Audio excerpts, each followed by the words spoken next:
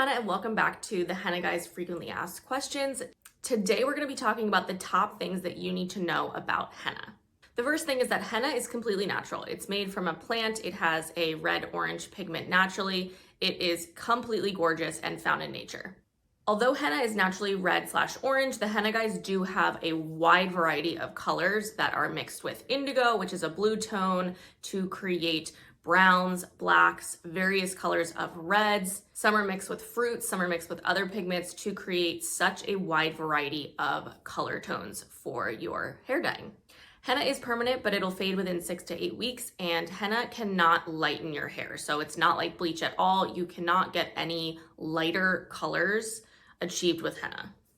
The last thing is that henna binds to the keratin of the hair. So it's binding to the protein in your hair versus chemical dyes going into the hair shaft and changing it from the inside.